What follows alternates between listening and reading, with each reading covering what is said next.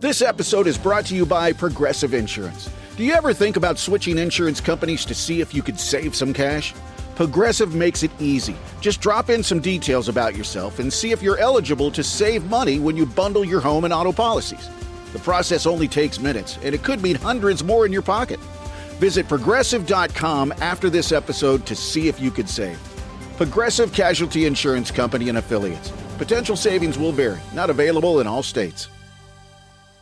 K-pop Demon Hunters, Haja Boys Breakfast Meal and Huntrix Meal have just dropped at McDonald's. They're calling this a battle for the fans. What do you say to that, Rumi? It's not a battle. So glad the Saja Boys could take breakfast and give our meal the rest of the day. It is an honor to share. No, it's our honor. It is our larger honor. No, really.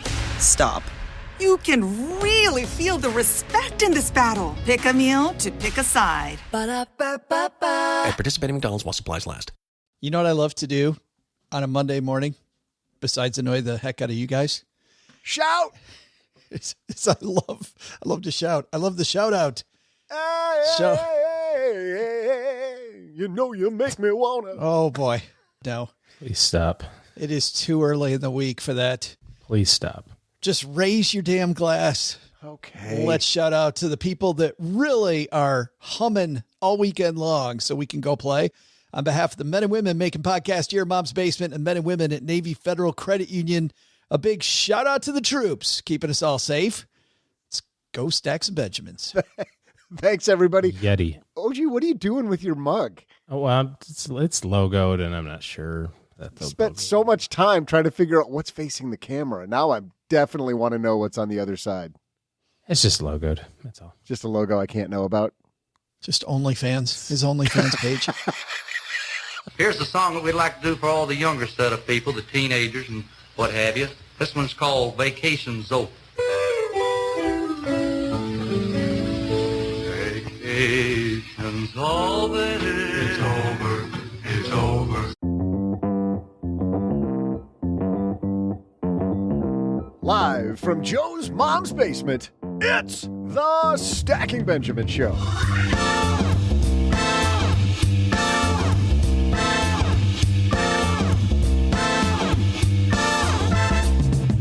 I'm Joe's mom's neighbor, Duggan. Do you have a side hustle?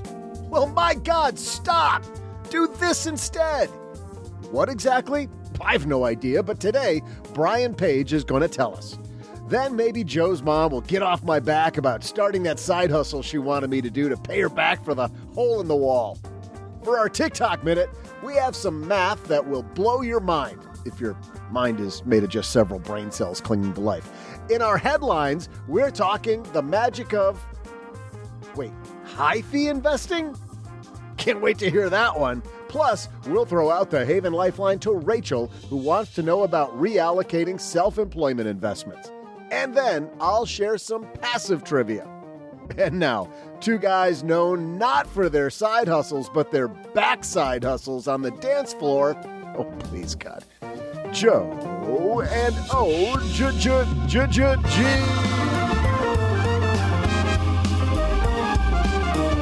Hey there, Stackers, and a happy week back to you. I'm sure you missed us, and we are here for you again for another 8 weeks. This gentleman across the card table, just stretching out a few minutes ago, is ready to rock it again. Mr. OG is here. How are you, man? Did you enjoy your off week?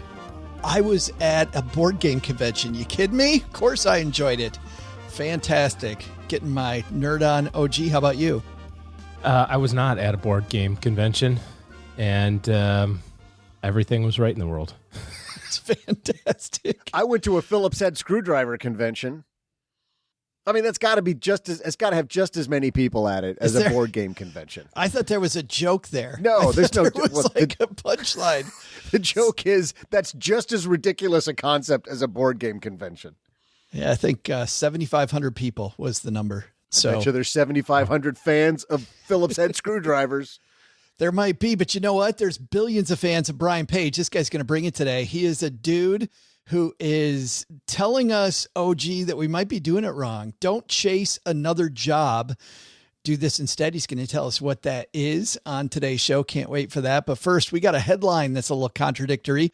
A TikTok minute as Doug said, will make your brain explode. But before all that, my brain exploded when I heard these next 2 minutes.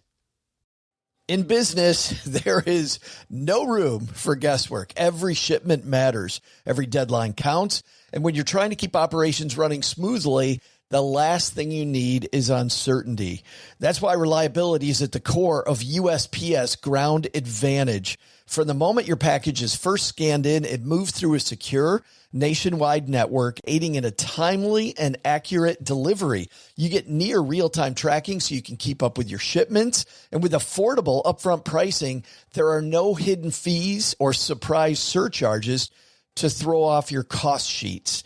It all adds up to predictable deliveries you can depend on, because knowing your logistics are handled lets you focus on everything else, your customers, your team, and the future you're building.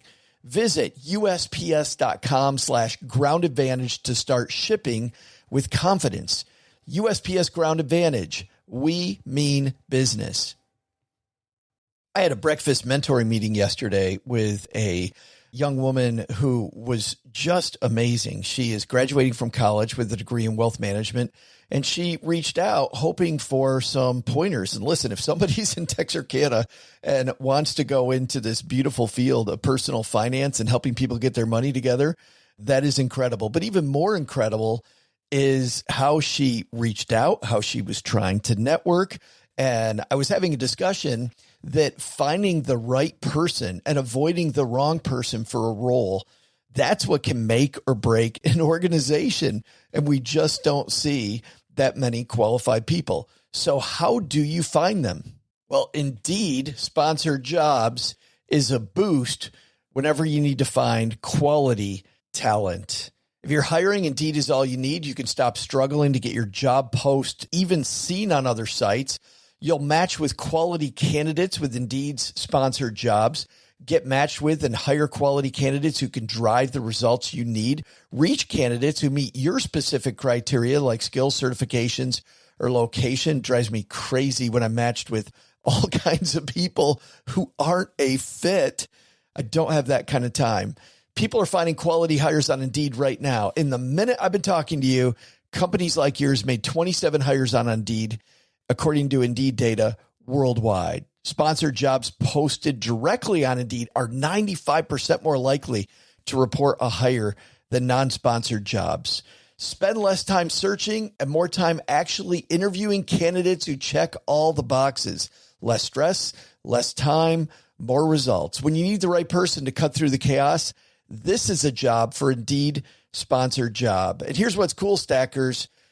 You're going to get $75 in sponsored job credit to help get your job the premium status it deserves at Indeed.com/podcast. Just go to Indeed.com/podcast right now and support Stacking Benjamins by saying you heard about Indeed right here at Stacking Benjamins. Indeed.com/podcast. Terms and conditions apply. Hiring, do it the right way with Indeed. Not sure that was 2 minutes, but hey, welcome back. We're ready to rock. Yes, let's do this. Hello, darlings. And now it's time for your favorite part of the show, our Stacking Benjamins headlines. Our headline today comes to us from Financial Planning, the industry rag for, shocker, financial planners. This is written by Dan Shaw.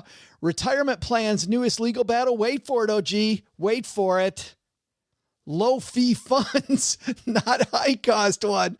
People suing people because the fees are low. Listen to this. Retirement advisors have long known they can be damned to litigation misery if they steer investors into higher fee managed funds, even if they do so while adhering to their fiduciary duties. Now they're learning they can be damned if they don't. That is, if they don't recommend high fee funds and instead go for low fee alternatives that promise less risk, but perhaps smaller returns over time. What the heck, man? What the heck? I don't know the answer to this.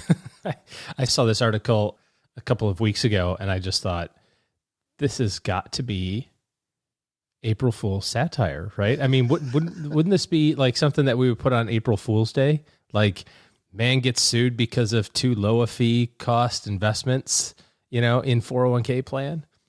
And how do you know in advance that they're going to perform poorly? And how can you be mad that they did perform not as great compared to other things? It's like you're giving me a test at the back end of the results, but I wasn't able to know how to study for it in advance. It's like I'm gonna judge you based on the performance, but you can't know the performance in advance.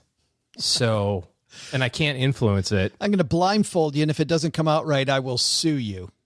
And statistically, the lower cost option generally is maybe not the winner, but is close to the top decile or two.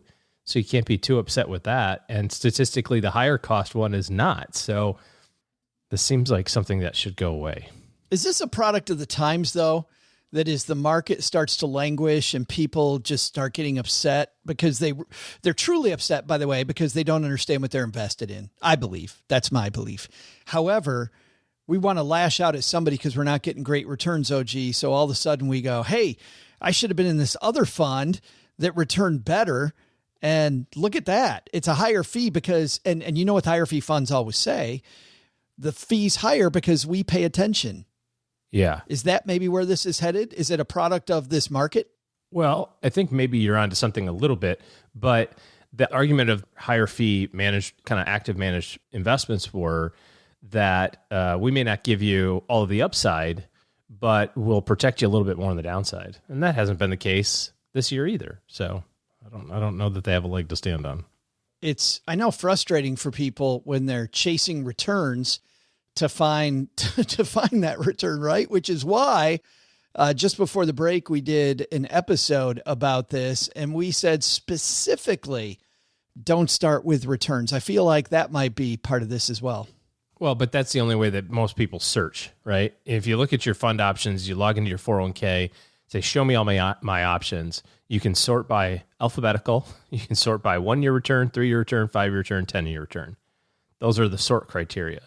So until the technology starts allowing us to search in a manner that makes more sense, but, Fidelity and all these other places that manage 401k assets, they know what you want to look at. You want to look at, how did it do? How did it do? So I'm going to, see if the same name is on the top of the 1, 3, and 5 year, and it must be good. Isn't this also human nature to try to search for the things we can control? Like, we know we have no real control over what the return might be on a given fund, but we can control, choosing something based on how much it's going to charge us. It is as ridiculous and infinitesimally insignificant as that may be in this bigger picture. It's something that we can control. Yeah, but these folks are arguing that you would choose the exact opposite of the thing that you would choose to control. And that's what you should have chosen or right. had chosen for you. Yeah, in this particular case. But I mean, the broader topic that we've talked about so often about why people are focusing on the fees. This is as ridiculous as, suing Chipotle for their food not being made in Latin America. But so I get it. But broadly, this topic of fees just keeps coming up, and we keep saying, and lots of other people like us keep saying, holy cow, don't focus on that. But we all do, because maybe that's the thing that we feel like we got a little bit of control over that. Absolutely. And I think it's the easiest thing for a lot of media members to understand. Like, it just seems like a very, very easy win. You're not trying to say the media is not that smart, are you, Joe? I'm not at all insinuating that. I think I'm just straightforward saying it. There are some brilliant people doing some fantastic work, but I see way too many pieces based on just these truisms that aren't at all where you start. I want to give people a link to the points of the discussion that we had a few weeks ago that kind of framed the 4 things to look at. Start off with your time frame, then look at the risk measurements. Third, then look at the returns of the position. And fourth, examine your fees. 1, 2, 3, 4. You do it in that region, in that order. I think you don't have to sue anybody. Go to stackingbenjamins.com/compare. That's stackingbenjamins.com/compare. And we'll walk you straight through this funnel so that I think you do a much better job. But if you flip any of those steps out of order, you're suing somebody. I mean, you have... Oh my God! Yes. I transposed steps 3 and 1. Oh, I gotta sue somebody now. Damn it! Don't cross the streams. Can't cross the financial planning streams. No. Hey, it's time for our TikTok Minute. This is the piece of the show where we highlight a TikToker doing some brilliant work or maybe some brilliant in air quotes work. OG, which one we got for you this week? It's always brilliant in air quotes. I love it when math works in your favor. Listen to this. It's crazy, but did you know that today is the only day in 1,000 years, that everybody in the world is the same age? So if you add your age plus your year of birth, no matter what age, no matter what year of birth, it will come out to 2022, no matter what. For example, I'm 27 years old. I was born in 1995. That is equivalent to 2022. Please do your age and your year of birth and let me know if I'm lying, because this is mind-blowing. It has been waiting for 1,000 years. 1,000 years! Isn't that crazy? Today is the only day you take the year you were born and add your age to it, and it'll come out with 2022. Today's the only year. That was your clue right off the get-go. That was a good catch. I didn't catch that, OG. Today is the only year. It's similar to those that you'll see where like beer is the only word in the English language that has 2 E's in a row. Prove me wrong. You think? If you're drunk, you see people that you're friends with respond, "Oh my God, please don't. Yes. I had a little bit of respect for you. Don't ruin it all." The word gullible is not even in the dictionary. If anything at all should show you the danger of facts that you find on TikTok, that would be the one right there. This will be just a lot easier when they ban TikTok, won't it? At least one less thing to worry about. We're getting close. FCC, one of the FCC commissioners just recommended, please, Congress, please do it. And you know what TikTok, did you see TikTok's official response to that? No. I can't hear you. I'm going to read to you right now TikTok's official response. The FCC won't let me be, but the world be so empty without me.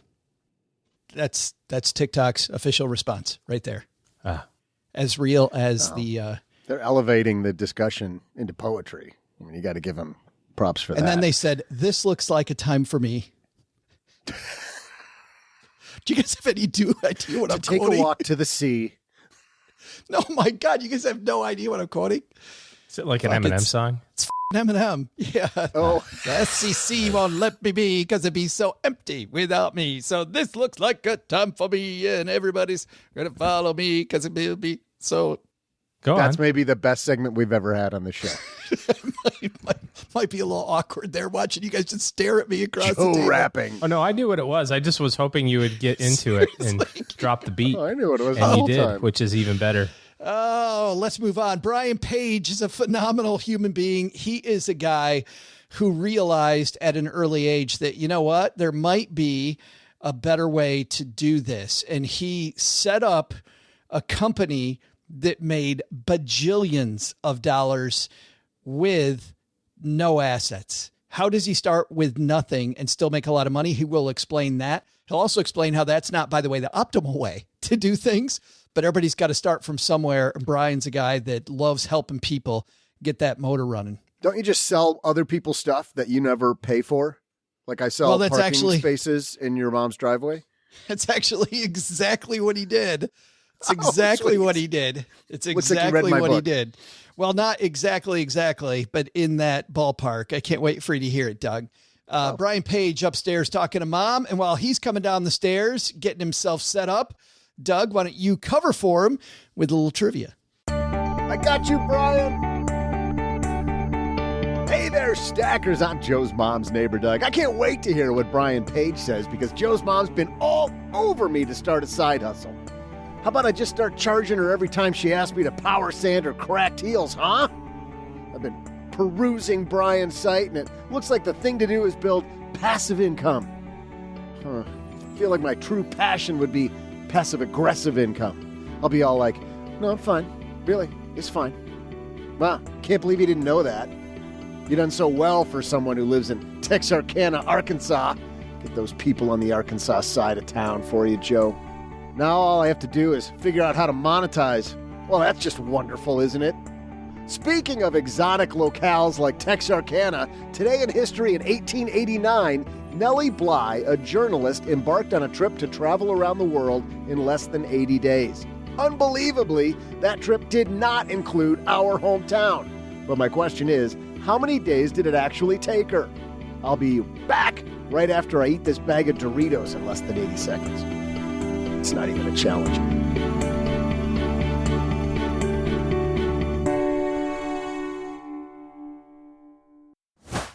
Insurance isn't one size fits all. That's why drivers have enjoyed Progressive's Name Your Price tool for years now. With the Name Your Price tool, you tell them what you want to pay, and they'll show you options that fit your budget. So whether you're picking out your first policy or just looking for something that works better for you and your family, they make it easy to see your options. Visit Progressive.com. Find a rate that works for you with the Name Your Price tool. Progressive Casualty Insurance Company and Affiliates. Price and coverage match limited by state law. What would you do if your online store converted 36% more shoppers? You could take 36% more vacation. Another pina colada? Yes, please. Open a new retail location with 36% more square feet. Fantastic. Hire 36% more help. You're hired and you're hired. Shopify has the world's best converting checkout, up to 36% better than other e-commerce platforms. What you do with those extra sales is up to you. Switch to Shopify today at shopify.com/listen and get a $1 trial. Shopify.com/listen.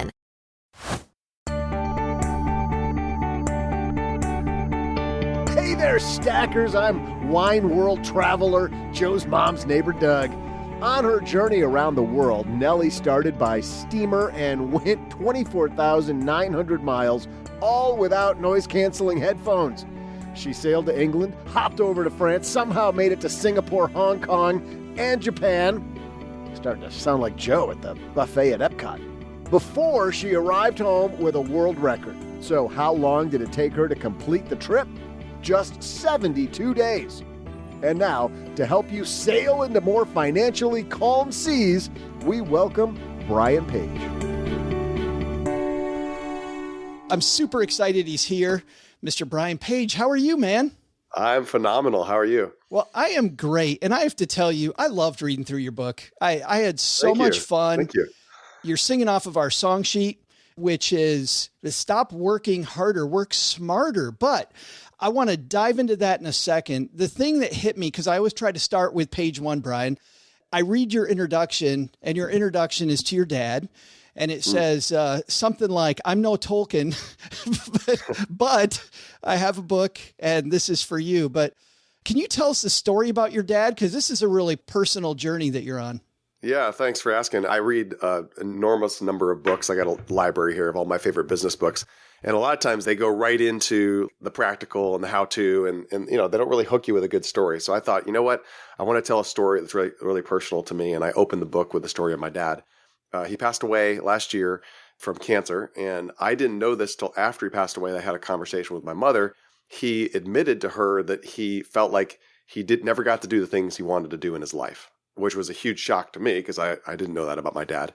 And he basically spent many of his years doing a job that he hated to make ends meet, and felt like he missed out on what he really wanted to do with his life. And so the book and the theme behind the book is all about that. It's about like reclaiming your time, reclaiming your life, getting serious about what your life is all about, and finding a source of income that isn't you, that it doesn't involve your time. Well, and just, Brian, to juxtapose you and your dad, and I was so sorry to read about your dad, and it's so difficult, but the lessons obviously here are huge. Your dad spent time as a pastor at first, which seems to be, I mean, a great calling of his. Yeah. But it seemed like that didn't, you know, nobody goes into being a pastor to make money, you know, so no, maybe, not at all. Maybe Joel Osteen, but I can't think, I can't think of anybody making a huge amount of money as a pastor. And then he worked in a call center, but just to juxtapose you and him, you were able to, because you did things much differently, to help him during the last couple of years of his life. Yeah. So at a certain point, my wife and I were in a position where we were able to retire him and my mother, and just bought him the house that he wanted and put him in this beautiful little town in upstate South Carolina where he had a lake and he had a little boat and he would go out on his boat every day with his dogs. He got to retire because I said, you're going to quit that job that you hate so much at the call center. He was working for a cable company, but it was only a year that he was living there before he passed away. So he really didn't get to enjoy his retirement. His health was declining. He was influential in my life in every single way, except financially. He never had it together and we were always struggling and we grew up very, very poor. I mean, when I talk about poor, I mean like we were homeless for a couple different times throughout my life where we were living with other people or had to get handouts for groceries in order to eat during the week and stuff. So we were very, very, very poor. And I think that started me down that path of like, I will definitely never be poor. And I was always looking for a way to do that and to build wealth. And that was where I kind of got introduced to this whole concept of assets, which kind of started with Robert Kiyosaki and Rich Dad, Poor Dad and all that stuff. But then I found out there's way more to it than just buying assets. And that's kind of where the jumping off point of where this book begins. For you, absolutely. Well, and just to juxtapose, I'm sure there's a lot of people that are, hear this story about your dad. And clearly at the beginning of the book, as I read it, your dad, hard worker. I mean, super hard worker, great at what he did. People are thinking to themselves, Brian, you must have worked your ass off, right? That you worked very hard. And don't get me wrong, I'm sure that you did. Yeah. But you worked in a completely different way. And you say this at the beginning of your book. You say that less is the solution. Not more, but less is the solution. Explain what you mean by that. Okay, so what I mean by that is I call myself a passivepreneur. Okay, it's very different than being an entrepreneur. I spent most of my life being an entrepreneur, successfully and unsuccessfully.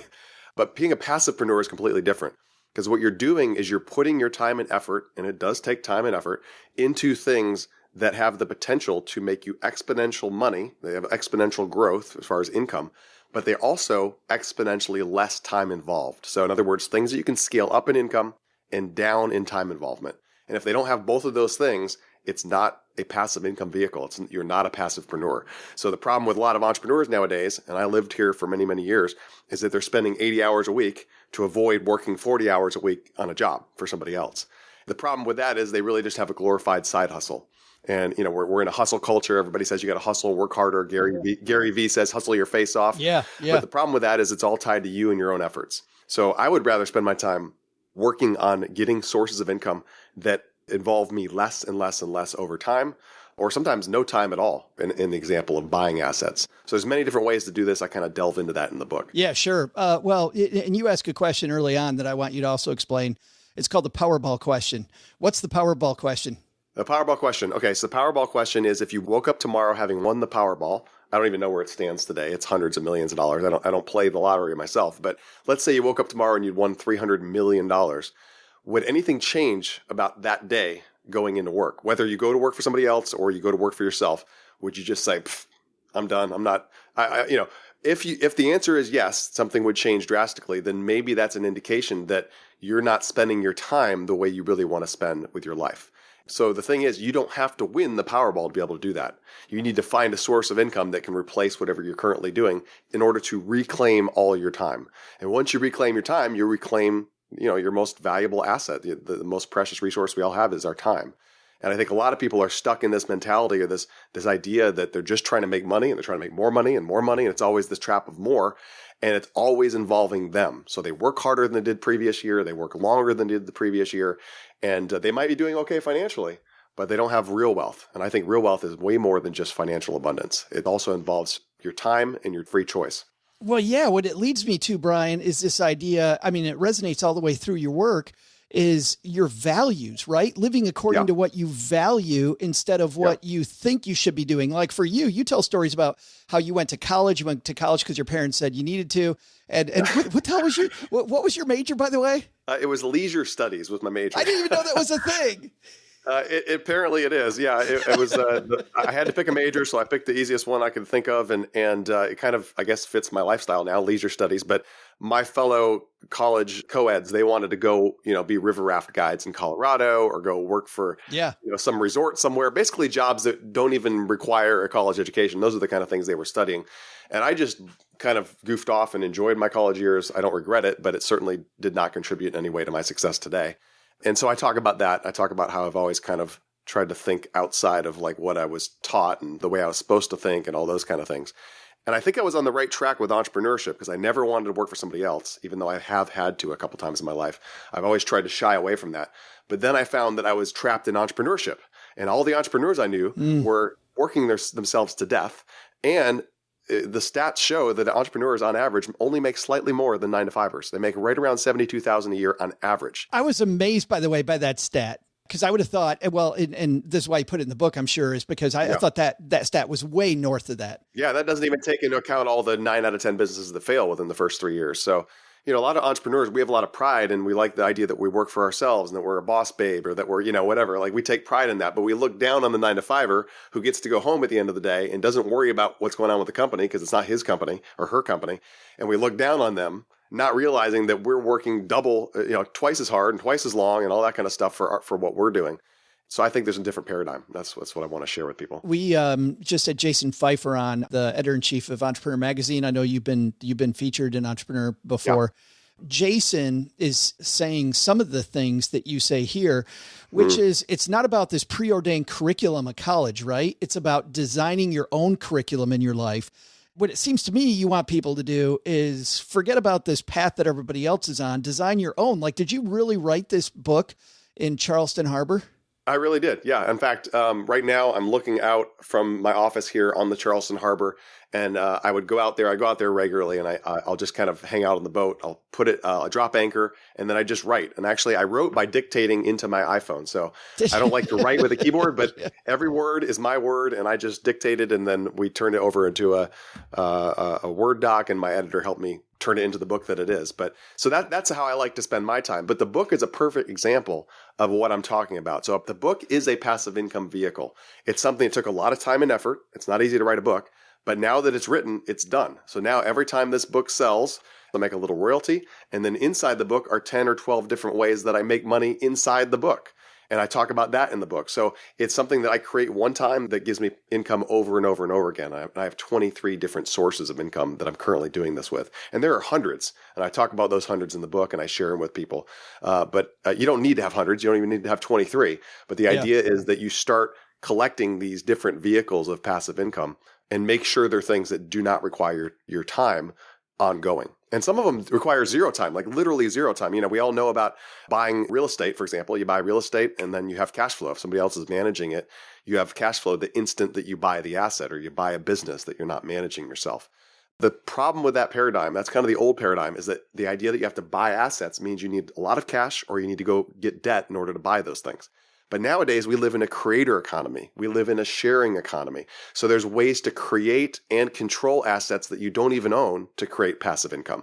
So you no longer need to buy assets or own assets to create an incredible income and lifestyle for yourself. Well, what was it, your first course or one of your first courses was about how to be successful in Airbnbs without owning the property yourself? Yeah. Yeah, that was the second big passive income vehicle that I launched. After learning how to do it with Airbnb and making passive income that way and automating that whole business, I then thought, I have a course. So I went online, built the course, restructured it, finally dialed it in, and immediately it was doing millions of dollars a year, and it still sells to this day, years later. And the only time I spend on it is updating it every 6 months. In fact, it's updated every week by my students, so they're teaching, and their teachings go into the course to keep it continually updated. But it doesn't require any time involvement for me, and it's an income vehicle that keeps paying over and over and over and over again on full autopilot. So that's an example of another vehicle. And I've just gone and found new creative ways to do this. And what's interesting is I found other people who are passivepreneurs. They don't even know that's what they are, but that's what I coined them. And they're telling me about things that just blow my mind. I'm like, that's incredible. Like, how do you even do that? So there's all kinds of ways, but they're kind of an underground class of people that nobody really knows about because they're not the traditional entrepreneurs that you and I think of. They're very, very different than that. It truly is a brain switch in thinking about divorcing where you derive satisfaction and the job that you do, like divorcing those two things from each other. I want to give people a little bit of this framework. The first thing you talk about is you do need seed money, right? You will need some seed money. So you break this down, and initially you talk about trying to save 20% of what you make. But for you had to come up with that yourself. Obviously, this is a money show. Tell me about some ways people can get that seed money together if they don't think they have it. Yeah, well, seed money, it all is relative to what you're looking to do. So some of these models don't require much time or money at all. So for example, the main thing that I'm known for teaching is Airbnb. You can find an owner who has a property and say to the owner, like I could say to you, Joe, hey, you got this 3-bedroom house that you're renting out. What if I could help you make more money with it? And you do nothing extra. You do no extra effort on your part, but you're going to make more than the $2,000 a month you're asking for. And you'd be like, well, tell me how. And I'd say, well, I'm going to take your property. I'm going to list it on Airbnb. I'm going to have my virtual assistant manage it. And we're going to have guests coming and going, all that kind of stuff. But any of the profits that are made over and above that rent, you and I are just going to split them 50-50. So your $2,000 that you normally would charge, maybe you'll make $2,500, $2,800 a month on that property with no extra effort on your part. And Joe says, sure, let's do it. Hell yeah. So now I go and take that property. Maybe it's furnished. So it cost me almost nothing to launch that property. And immediately in the next couple of weeks, I have $1,000 a month coming in or $1,500 a month coming in on that one unit. So that's an example. It doesn't cost much money. You can write Can I stop right there, Brian? Because what I love about this is how you just created, and in your expanded idea of wealth, you just created wealth for 3 people.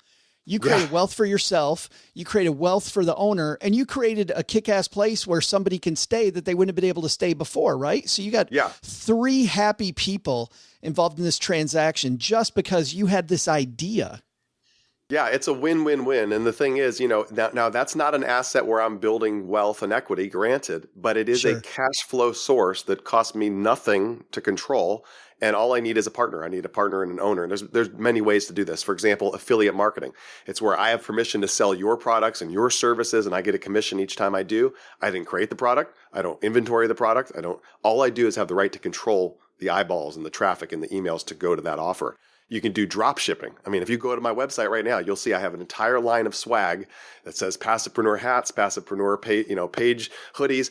I don't manufacture any of that stuff. I don't have them in a warehouse. I don't ship them. I didn't make them. I didn't design them. They're all handled by a third-party company that just sends me money whenever somebody buys one of those things. So that's another example of a passive income vehicle that took me, 2 days maybe to come up with the idea and find the right company and then set it up. And now it's passive income, and just from people that want to get in on buying some cool swag. So there's so many different ideas like this that I'm controlling. I'm controlling that. I don't create it. I didn't make it. I didn't produce it. I'm just a controller. So that's the idea, is that you can own, create, or control these assets that can generate passive income. Yeah, it's definitely systems the answer. But let's get back to seed money because I cut you off. Let's do it. Sorry, I went off topic. No, that was all me because I wanted to stop there because I thought that was a big thing that everybody needs to get. But let's talk about, because you created seed money yourself and did some creative stuff. Tell us about how people can maybe get the seed money when they think they can't. Well, a good chunk of your budget every month goes to discretionary spending. Now, we think of like our bills that we have to spend money on rent and power and putting gas in the car and all that kind of stuff. But there's a lot of little cracks in our budget where the money seeps through. And these are things that, I'm going to make some enemies when I start talking about. But like you won't die if you cancel your streaming services. You won't die if you don't go to Starbucks every day. You won't die if you stop going out to eat or stop going on dates. I mean, I remember when I first tried to, I do this occasionally. I kind of like deny myself certain things, not because I can't afford them, but because I want to tell myself in my brain that I do not deserve them until I hit a certain level. So for example, when I was living off my Airbnbs, the first time I was kind of had a passive income vehicle that was really, really doing well, I was living off my Airbnb units that I didn't own. And then I had all the time in the world. So I thought to myself, okay, now I'm going to set up my second income vehicle, which is going to be this course. But in order to really motivate myself, I'm going to just put my TV in the attic. So I took my TV, unplugged it, put it in the attic so I wouldn't be tempted to be on Netflix. So now I just freed up like 2 or 3 hours a night in time. And of course, I canceled the streaming services. And I basically did that with all the things that I had in my life that were taking my time and money. So I stopped dating. I was single at the time. Stopped dating, stopped going out socially. I was really serious about being successful. And I said, I will not do any of those things until I make $1 million online. And it was highly motivating, right? So that was the way to cut out the fat, not just in my budget, but also my time budget, and to get that back. And I think if most of us are honest, we actually look at how much time we spend on social media, how much time we spend watching streaming services, how much money we spend on random things. We don't need that much money to launch one of these things. We're, a few $100s, a few $1,000s maybe to go do some of these things. It's just a matter of, are you willing to do them? I mean, how bad do you want it? I mean, come on. I had a mentor of mine say one time, Brian, would you be willing to work for 2 or 3 years making nothing full time, 2 or 3 years for the chance of making millions?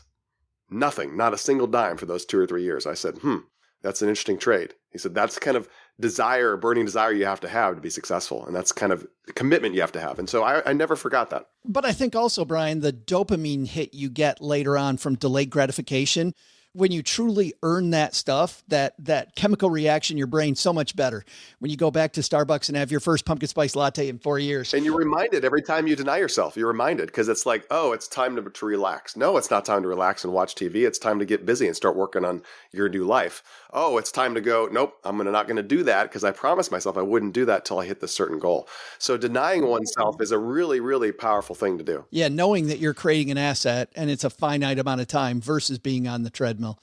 The last thing I really want to talk about today, and there's so much more that we're not going to be able to get to, but I love this idea because my co-host OG and I take a Strategic Coach. You may know Dan Sullivan in Strategic Coach. Oh yeah, he's great. But he talks about an idea in Strategic Coach that, frankly, I learned at 50, Brian, that you learned well before that. Now, Dan calls it one thing, but you call it follow the leader.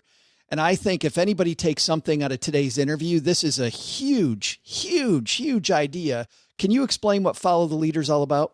Yeah, so follow the leader is the idea that there's two ways that you can be great at anything. One is mastery, the path of mastery. And you've probably heard this concept of like, it takes 10,000 hours to be a world-class celloist or something. You have to spend 10,000 hours to learn a skill to become really great at it. But there's another much shorter path, and it's a shortcut, honestly, in business and in life, and that's just modeling. You don't have to be a master if you can model. And you can model people and get 80, 90% of the results. And that simply means that anything you want to do that has been done before by mankind, we're going to leave out the Elon Musks and people that want to go colonize Mars, but assuming it's been done before, all you got to do is model them as closely as you possibly can. Model what they've done and do it exactly like they do, exactly like they teach, and you can have the same results. And so that's what I did for so many different vehicles that I've talked about here, where people are like, how did you do that? How did you succeed so fast at what you were doing? I said, I just did what they did as closely as I possibly could. And when it didn't work, I tweaked it again and tried to do it. And if that didn't work, I try to get a hold of the person or learn from them or read their book or get their course or whatever to learn how to model them. So I never was like a master at anything. I mean, am I the best writer in the world? No, I already said that in the beginning of the book. I'm not Tolkien, right. But it doesn't matter. I don't have to be the best, the best author in the world. And I don't have to know everything about every little skill set in my business when I can model people that have gone before me. So I think that's the shortcut. A lot of people get caught up in this whole thing of like, I'm going to do this thing, so I need to learn these 20 different skill sets. And that's the wrong mentality. That's the mentality of I'm going to work harder and it's all on me and it's all about what I know and it's not. I mean, you live in a world today where you can access PhDs in India or Pakistan or, in Thailand for $6, $7 an hour. I mean, you can access any expertise that you need, any information that you need at your fingertips. And so you get unfair advantages now in today's marketplace to be able to do these kind of things. Well, and even if you want to go directly to the source, right? Yeah. And it is an expensive course, you talk a lot about this, about how people will mindlessly spend $100,000 on a college education that gives them a BS degree. Like, I love this is your phrase, by the way. You have a BS degree. Like, no, my degree was BS. But they won't spend $5,000 with somebody that it's a master at something like that shortcut. $5,000 on something that will make you $100,000 versus $100,000 spent on something that may or may not make you money. It doesn't make sense to me. I have a goal in my life. I have a giving goal, how much I want to give every year. I've got a goal for how much I want to save and invest, of course. But then I also have a goal for education. And my goal is every year to spend more on education, coaching, direct one-to-one consultation, with people that are way more successful than me. Spend more every year than I did the year previously.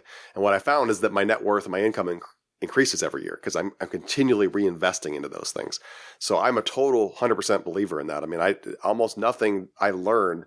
I mean, a lot of things I learned from a Google search, but many of the things I learned from directly talking to somebody like somebody who is like knows what they're talking about. And I say, hey, Joe, I need to know how to have a successful podcast. Can I pay you for your time to go quick? I need to know in like 1 hour, what's the most important things I need to know to do this. And I get to leapfrog everybody else that's trying to do it the slow way. And so get access to people. And if you can't afford to get access to the best, get access to whoever's better than you are and keep moving yourself up the food chain. That's what I always try to do. every successful person I've met does this, and I didn't learn until 50. So Brian, thanks for helping all our stackers get this early. The book is Don't Start a Side Hustle. This book actually came out last week, so it's available everywhere, right? Oh, that's right. Yes, it's available everywhere. And if you get a copy of the book, I want to give your listeners something in addition. So don't go to Amazon and buy it directly, because you can get it from me for the same exact price as on Amazon.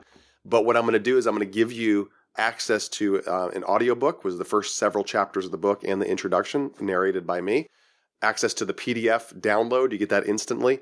And you get to be on my launch team, my Facebook group, which is where you get to meet all the other passivepreneurs that I know. And on top of that, you get a workshop it's called the Passivepreneur Workshop, where I go through and I teach some of these concepts in depth. And all those bonuses are completely free just for buying one hardcover copy of the book. So if you want to do that, you just go to brian.page/book, brian.page/book, and you can get all those bonuses instantly for buying it through me. Awesome. And you know what, guys? If you're walking the dog or you're on your commute, we've got you covered. Or you're out on your boat in Charleston Harbor, we got you covered. We'll have the link in our show notes page at stackingbenjamins.com. Brian, I went to school in Charleston. I went to the Citadel, and I just freaking love where you live. Just no better place to be than out there in Charleston Harbor. That's where my wife graduated. She went there. Oh, heaven. Yeah. Well, Citadel wasn't heaven. I had a T-shirt that said the Citadel, a great place to be from, a horrible place to be. And I think that was true. I think that was totally true. But we can both agree that Charleston is an amazing place to be. I love it. Correct. Yes, and that campus is gorgeous. But thanks for your time, Brian. I appreciate all the help you're giving stackers today. Thank you, Joe. Appreciate it. Hi, I'm David Stein. When I'm not talking to other people about money on Money for the Rest of Us, I'm stacking Benjamins. Huge thanks to Brian for stopping by. Oh, gee, I love this idea. Don't just go buy yourself another job. All this talk about side hustles could end up being a huge waste of valuable hours that you could be doing so many different things that you love. If you're going to make more money, build assets, period. Build assets. Yeah. I mean, you've said it eloquently before. You want your money to bring its lunch pail to work too. There's nothing wrong with having a second job. There's nothing wrong with having, working 80, 100 hours a week. That's perfectly fine. Like, that's good. You should do that. But you should take that money and try to parlay it into something that's going to also produce money while, you're sleeping, whether it's real estate or digital assets or just a regular investment account that produces dividends, something that's going to pay you to have it be there. That's the goal. Which is why over time, you and I have both said, listen, if this is short-term pain you're in, go ahead and drive Uber or deliver DoorDash, whatever it might be, do the seasonal holiday worker thing. But if you are truly looking to build a second income stream, do like Brian said and set up a machine that brings money in. I think there's a lot of danger in just saying, I'm going to drive for Uber or Lyft long-term. That's not a great long-term strategy. Just another job, like you said. Hey, let's throw out the Haven Lifeline and tackle some of life's most important questions. Our friends at Haven Lifeline, OG, they put what you value first.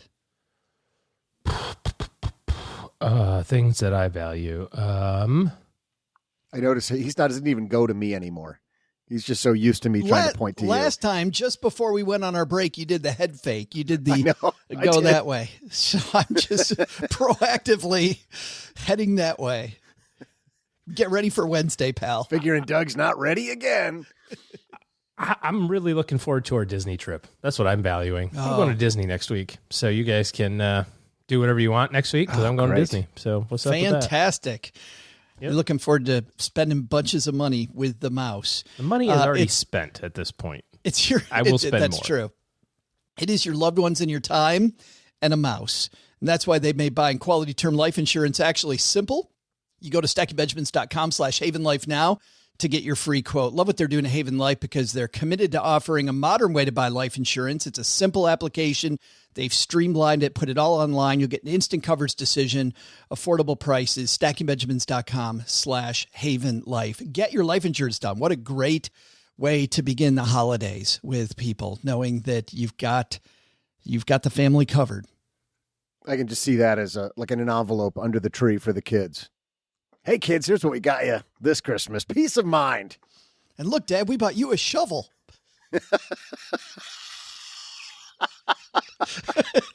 And the kids are like, what, too soon? Too soon? Today we're going to throw out the burial plot. Today we're going to throw out the lifeline to Rachel. Say hi, Rachel. Hi, I'm a big fan and appreciate all the advice and information you've shared over the years, especially during this volatile time for investors.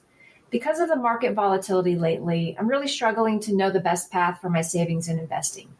I'm self-employed, make about $400,000 a year, and save about 75% of my income. I've maxed out my Roth, traditional, and 401k, and I've bought the maximum and I bonds. And right now I've got a good chunk of cash, about $400,000, I'm holding in high interest savings and money market accounts, which are earning about 1 to 1.5% in interest. I was putting $5,000 a month into an index fund, but recently stopped due to the market dropping.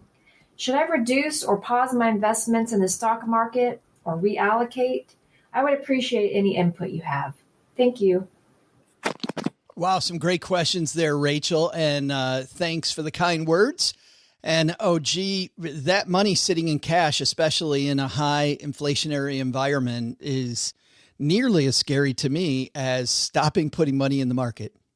As a business owner, you have to kind of also recognize that your personal cash flow and your business cash flow are a lot intertwined. So it's perfectly fine to have extra cash reserve, as an emergency fund for your business, depending on the seasonality of it, or extra cash reserve in your personal life if you feel like things might get a little tight on the business side of things. Maybe $400,000 is a little high. It seems like a lot. I mean, I guess technically it'd be 1 year's worth of income, and that's not totally crazy, but maybe it's a little high.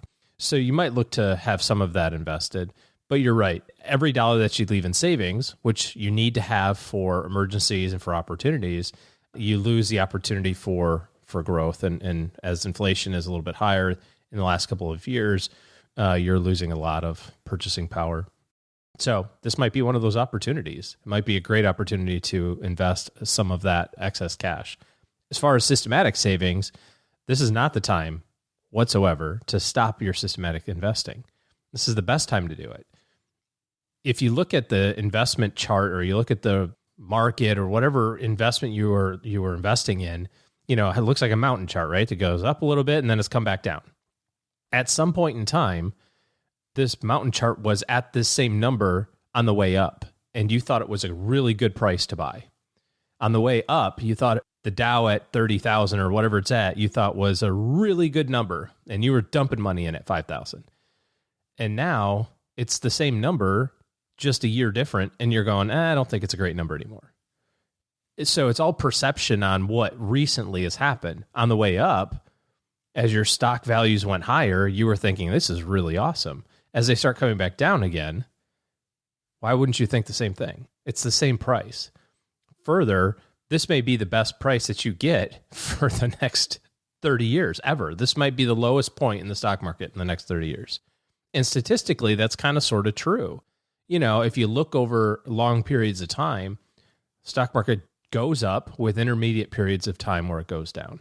And I can't predict, and nobody can predict what it's going to look like a month from now, or 6 months from now, or a year from now. But I'm pretty sure what it looks like 10 years from now. And I'm really sure what it looks like 20 years from now. You're not going to be able to find that low price. You're not going to be able to find the lowest price. And what I would encourage you to do is stick to the plan of investing. Continue to invest the amount that you're going to invest, maybe increase the amount that you're investing, because it was a good price a year ago. It's a great price today. Control the things that you can, like diversification and whatnot. So do not stop your investing plan. That is market timing, and you will lose the game. I look back at what we were talking about, OG, at the beginning of the show about the right way to pick or compare investments, and starting off with your time frame. And I think I look at Rachel's situation that way. If she has 10 years until she needs this money that she's putting in, then to your point, there's no reason to be afraid. This is the back the truck up. Not that it's going to go up anytime soon, but the fact that she wants to get as many dollars in as she can while it's low before the economy recovers, which it will do if we're going to continue, right? if that's the case, then she definitely wants to buy. I'm only worried if she thinks she needs the money short term, which is what you said, with that I hadn't even thought about, with the fact that if she's making $400,000 a year, $400,000 reserve might not be too far out of whack. But the reserve, Rachel, is going to be based on what you spend, not what you make. And you didn't give us that number. So base it on what you spend in a year. Well, she said she saved 75% of her income, which, after taxes and so on and so forth, she's living a good life and saving a boatload of money, which is awesome. Yeah, So I was going to say her reserve doesn't need to be that huge. If she's sort of constrained her lifestyle down to that amount of spend, I'm impressed. Compared to a lot of people, though, $100,000 reserve, which would be 25%, still a fairly big reserve. But to your point, still a lot of money. Absolutely. Yeah, comparatively to that 400 number. Wow, great stuff going on there, Rachel. Thank you so much for the question. Oh, you know what? Rachel, hold on. Rachel didn't ask for a T-shirt. She didn't give us her T-shirt size. Oh, we send everybody a shirt. Well, you're just going to take a guess? You're giving her one anyways? She's been a fan for so long, she said. So we've got to send her a shirt. We got to do our job. It is about consistency and reliability. God, now you're just talk about being fiscally irresponsible on a show where that's all we preach. You're just giving them away. It could be a total waste. We don't even know if you're going to send her like an extra it's small. Building bridges. We send her a code and she gets to choose her own size. So it's fantastic. StackingBenjamins.com/voicemail. If you would also like Rachel to have OG answer your question. We have a second question here that I got. Jeff said to me via, this is on Facebook, said I was very disappointed in your fire prevention coverage. Remember, OG, when we did the fire prevention work, teaching people about safety at home? And sure, we can spend money on insurance, but the best insurance is having a disaster plan if the worst hits. Jeff didn't really like that much. Oh. Well, how do we react to that? Was there something specific we missed? He did. He said silly tips like check your smoke detector and close the bedroom door. He said, how about real suggestions? Like it's a great time to go all in on crypto. How about cash out that 401k? What about maxing out that credit card and buying rounds down at the Sizzler? Ever thought to lease a new car? Those are the real fire prevention strategies. Oh. We need the rim shot there for Jeff. There we go. Thank you. Yes. Fire financial independence, retire early. I see what he did there. Yes. Nice job, Jeff. If you've got a smart ass comment like Jeff does, feel free to email that to me. We're not going to send Jeff a t-shirt, but you will get the rim shot at the end of your comment. Let's take a look at the community calendar before we say goodbye today. We got a couple of cool things going on, guys. First of all, thanks to everybody who left a review. I've been sending out books mostly because I have all of these books from great authors like Brian Page that I use to prepare, and I just don't have room to keep them. Officially, I have told people that I will do a name out of a hat. However, I have finally caught up after the tour on giving books away. I took a bunch this week to the post office, and I still have a ton more. So if you want some good financial planning material and you would help out a financial planning show so other people know exactly what they're getting into, leave us a review, write me an email, joe@stackingbenjamins.com, and let me know that you did. And I will send you a few choices. If you're quick, I'll send you a few choices on books. Later on, I might have to go officially back to the raffle that we did originally. Second, every Wednesday on Instagram, we have an Instagram Live at 5 p.m. Eastern, 2 p.m. Pacific. Listen who's joining me this week for our FinTech segment, Adam Carroll. Adam Carroll's the guy that created the documentary Broke, Busted, and Disgusted about the student loan crisis. Of course, that was a long time ago, and still really a lot of people with still going on, right? High student loan stuff. He now is the man behind a new app called the Mortgage Shredder, which helps you get even more technical about paying your house off even more quickly. So if you're looking to wallop down debt even quicker, we'll talk to Adam Carroll about the Mortgage Shredder app. That is Wednesday. I think I might have accidentally said today earlier, but Wednesday, 5 p.m. Eastern, 2 p.m. Pacific. That's Wednesday, 5 p.m. Eastern, 2 p.m. Pacific over on Instagram. Just follow Stacking Benjamins podcast on Instagram. But if you're not here to attend an Instagram Live, you're not here to leave reviews, you're concerned about the market like Rachel is and chatter around recession, OG and his team have put together a free guide that shares 8 moves you can make, should make in a down market. This guide will help you plan more and panic less no matter what the market does. Head over to stackingbenjamins.com/guide and get this free, helpful guide from OG. That's our community calendar. Doug is going to bring it with the lessons now. Doug, what should we have learned on today's show? Well, Joe, first, take some advice from Brian Page. Don't look for a side hustle. Look for some side income that doesn't require hustling every day. Second, fees? Sure, it's important to keep fees in check, but what we're truly after are outsized returns. But the big lesson? Great. Yeah, thanks for your support for my passive-aggressive business plan, Joe. No, it's okay. It's okay. I got it. You're always so helpful. It'd probably just be easier if I did it myself. Thanks to Brian Page for joining us today. To find out more about Brian, head over to brian.page. Not .com. Don't throw that .com on there out of habit. It's just brian.page. Don't worry, we'll also include links in our show notes at stackingbenjamins.com. This show is the property of SB Podcasts, LLC, copyright 2022, and is created by Joe Saul-Sehy. Our producer is Karen Repine. The show is written by the brilliant Paulette Perhatch with help from Joe, me, and Doc G from the Earn and Invest podcast. After you listen to our show, check out the 201 Deep Dives written by our website manager and blog editor, Brooke Miller.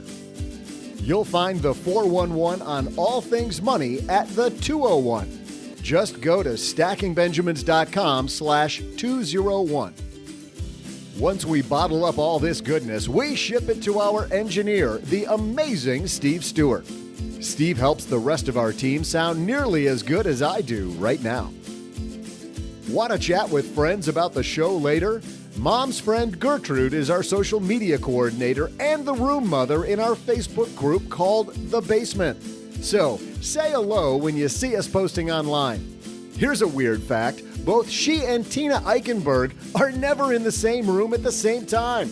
To join all the basement fun with other stackers, type stackingbenjamins.com/basement.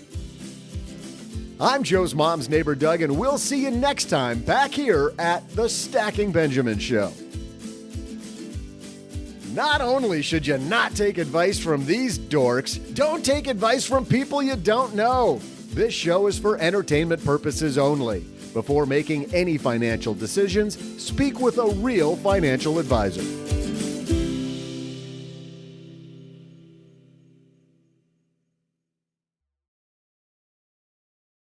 Hey, Stacker, waiting here for something exciting? Well, you know what? Make your own excitement. Friday, listen to me, make your own excitement.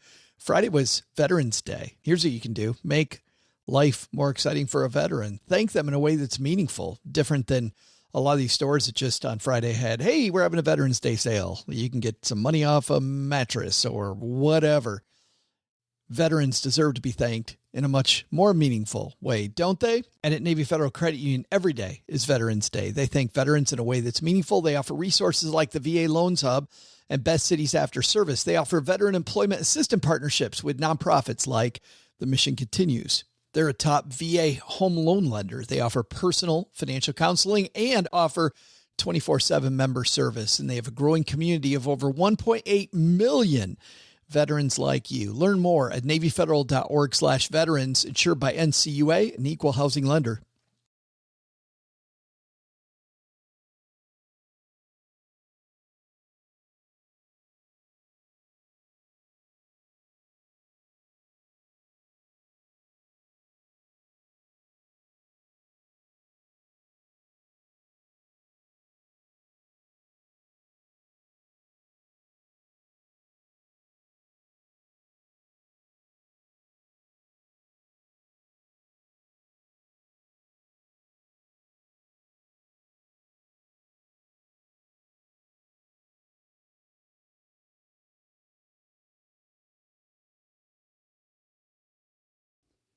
Let's keep it simple if you want. I saw a movie. Is that right? Well, good for you, Joe. Congrats. And scene. You want a cookie? What? He's got the passive aggressive thing down. He's just got the ninja already. He's going to be a fantastic business owner. OG. I did see a movie, and it was one that was a little bit of a feel good movie starring a couple of people that you might have heard of before. Somebody named Clooney and another person named Roberts. I'm sorry. I think your things are in my seat. Oh, sorry. Oh, come on. You've got to be kidding me. Excuse me, ma'am. I need to sit somewhere else. We used to be married. Worst 19 years of my life. We were only married for 5. I'm counting the recovery. In 4 days' time. Our daughter's going to marry a guy she just met in Bali, millions of miles from home. I just really want to kiss you. It's like I looked up for the first time and realized everything I ever wanted was right in front of me. She's throwing her career away. Just like her mother did. So I'm the only one who can stop her. She doesn't listen to him. Oh, champagne. Oh, 2, please. Just leave the bottle. Thank you. And that's the beginning of the movie. Julia Roberts and George Clooney in this new movie, Ticket to Paradise. Obviously, there in the trailer, you heard they used to be married, no longer married. Their daughter has found romantically on a last vacation before she starts out in the working world, going to work in Chicago. She finds the man of her dreams, and she decides she's going to stay in Bali and get married. This is exactly... I think, OG, they're replaying your life here. It sounds I'm fairly like it. certain. Isn't that what happened to you? Sounds like it. Yes. Found Mrs. OG while vacationing in Bali.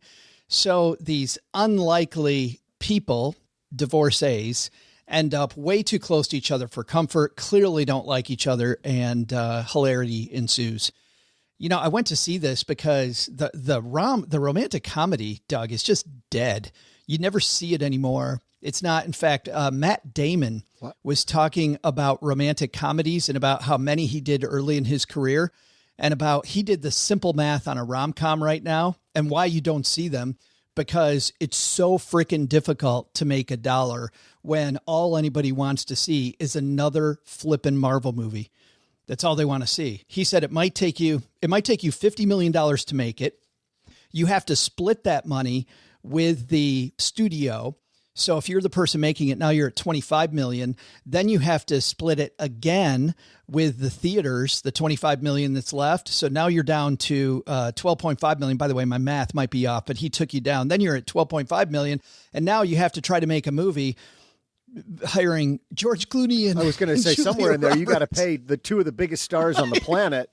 Exactly. Yeah. Yeah. Which is why the only time you see him now, the last time I talked about one of these really was Sandra Bullock, because she's going to put butts in seats. And now and Channing Tatum in that one as well. And this one, of course, you got Clooney and Roberts. This is paint by numbers. I mean, yeah. Take your Hallmark movie, your average Hallmark movie on TV, give it a better script writer who's going to make it a little bit crisper and not quite so Velveeta cheesy, put 2 of the best actors on earth.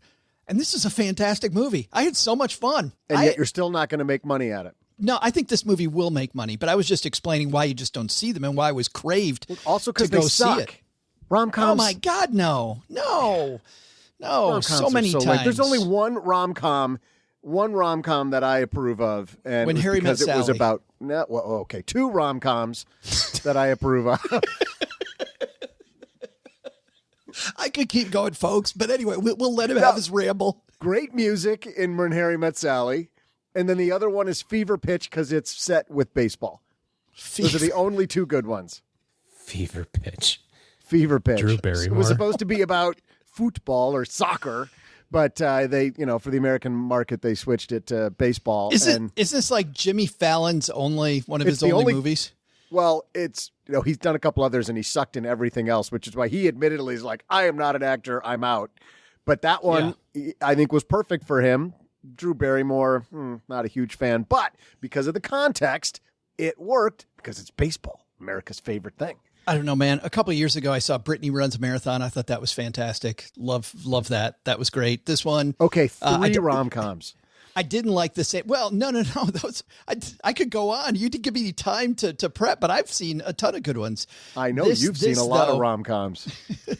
This is very good. If you're looking for a good time and watching 2 great actors do their thing, just you can see it. You can see it in the show. You can totally see it in the show. You get done, you're like, yeah, paint by numbers movie. Glad I went. Very glad I went. Clooney. If you're looking for a non-traditional rom-com, listen to Stacking Benjamins. Oh, I love you, man. Not where I was going, but okay. I love you too, Joe.